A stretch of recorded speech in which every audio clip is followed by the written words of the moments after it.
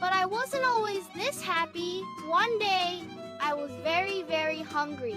I was walking around looking for something to eat. And here it was. The delicious scent of juicy sausages.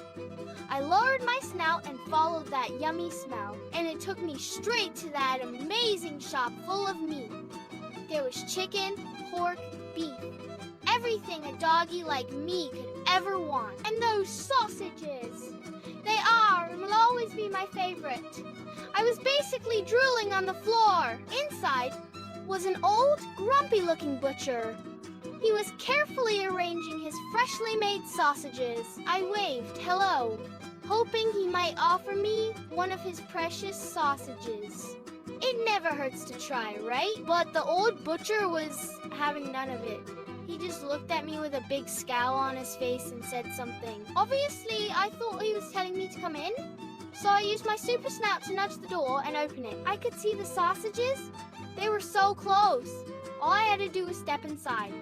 And so I did, but the moment I stepped inside the shop, I was welcomed by an angry butcher waving a knife right at me. So I very sadly walked away under the butcher's intense stare. He even waited outside guarding the shop for a while. But that was not the end of it. After a while, I came back and waited until the perfect opportunity presented itself. And here it was. He had come out the shop to sweep and left the door wide open. When the butcher moved away for just a second, that was my chance. I ran inside the shop, and here I was in dog heaven. I had never seen so much meat all at once. So I got to work and started looking for the yummy sausages I had been dreaming about. Aha! I finally found them. The juiciest sausages I had ever seen. I grabbed a big mouthful and started running, but I was caught red-handed, and the butcher started running after me. The poor man was out of breath and had to stop. But he didn't give up and kept running after me. He really cared about his sausages, so he followed me all the way into the street. It was just like a fun game of catch. So I just kept on running and running, making sure to hold on tight to my sausages. The butcher kept calling after me, but I was already too far to hear. And little by little, he started to slow down. When he finally stopped, he looked a bit sad, but I kept going until I reached a park.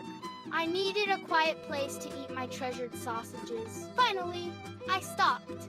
It was time to eat my feast. As I looked at my sausages, I remembered the sad expression on the butcher's face. That butcher had made the sausages with such love had looked devastated. I started to feel really bad for him, so I went back to return the sausages. I just couldn't enjoy them thinking at how sad he had looked. Here I was. Moment of truth! I really hoped the butcher wouldn't be too mad at me and forgive me. I tentatively entered the shop and waited to see the butcher's reaction. The butcher looked at me surprised, but his expression turned gentle, and he started smiling at me. I dropped the sausages on the floor to show him how sorry I felt, and to my surprise, the butcher was very thankful and waved at me to come closer. What a surprise it was when out of gratitude he threw a whole sausage my way. I leapt and grabbed the delicacy. That's when I realized that the butcher and I could become good friends. And that's how I became the happiest little dog. The butcher is my best friend now. I help him around the shop. I even welcome customers with him. He always worries about me and how to make my life better. I am so lucky. He has even bought me a little bed that he keeps in his shop. I really am the luckiest little dog in the world.